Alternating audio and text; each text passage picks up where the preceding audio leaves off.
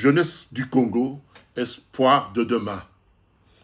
Vous qui êtes le futur de notre nation, sortez de la torpeur. Ayez une fois de plus à l'esprit que ce jour du 2 août 2024, dédié à la commémoration du génocide congolais, votre pays, le nôtre, demeure littéralement en proie à une crise profonde multiforme, laquelle présage un lendemain obscur, pour vous en particulier et pour le peuple congolais en général, si nous n'y prenons pas garde. Il sied de rappeler à votre intention ce qui suit, qu'au moment où nous commémorons des morts, les autres s'ajoutent encore par le même mode opératoire des tueurs Tutsis. La partie orientale de la République, dans le Grand Kivu et dans l'Ituri, ces parties du pays demeurent toujours sous les bottes des armées étrangères à prédominance nilotique, qui sèment la mort et la désolation et ont mis 7 millions de nos compatriotes dans une errance qui n'en finit pas, par crainte d'être massacrés. Et leurs terres ancestrales sont désormais occupées par nos pires ennemis Imatouti. 2. La partie occidentale de la République.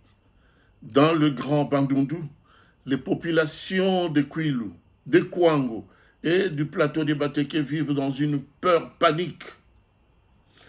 Elles sont menacées constamment par la résurgence d'une nébuleuse milice appelée Mombondo, une copie collée du M23 des tristes mémoires, qui tue nos compatriotes, viole sauvagement et pille sans vergogne aux grandes dames des responsables politiques locaux et des autorités nationales du pays.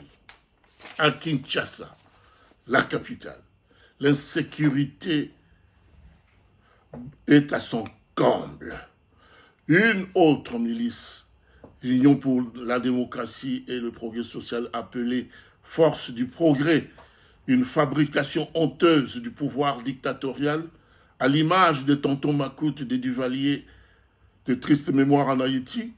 Cette milice opère des expéditions punitives et fait des incursions meurtrières intempestives dans les domiciles de ceux qui s'opposent au pouvoir tribalo-ethnique et kleptocrate de M. Félix Tshilombo, qui est considéré aujourd'hui comme le plus grand diviseur commun des Congolais.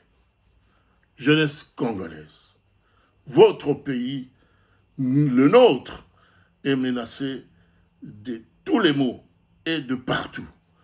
Il est assis sur une poudrière qui risque à un moment ou à un autre déclencher une déflagration mortifère incontrôlable. votre pays, le nôtre, est à vos lots. Il est en train de glisser dans une descente infernale qui ne dit pas son nom, par manque d'un leadership responsable et visionnaire.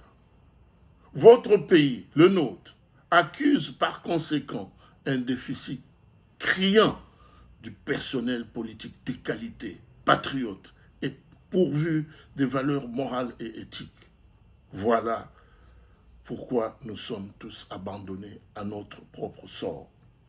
On nous tue, on nous massacre depuis la nuit des temps parce que nous sommes un peuple hospitalier et bantou, propriétaire naturel de ce grand territoire au cœur de l'Afrique, doté par la nature d'immenses richesses de sol et de sous-sol qui sont convoitées par tous les rapaces et tous les requins du monde entier, et ce, depuis la période de Léopold II de triste mémoire. Commémorer les Génoscostes ce 2 août 2024 est une occasion importante pour garder une pensée pieuse en mémoire de tous nos compatriotes sacrifiés sur l'autel de l'intolérance, du profit illicite et de l'exploitation de l'homme par l'homme, bref, de l'injustice. Commémorer les génocides des Congolais, c'est aussi l'occasion de redresser nos fronts, longtemps courbés, pour requalifier ce système pernicieux de prédation qui nous domine, qui vous domine, afin de récupérer notre souveraineté. Jeunesse congolaise, vous êtes l'avenir de la nation. La défense de notre territoire est un devoir sacré et divin. Défendez votre pays. Ingeda.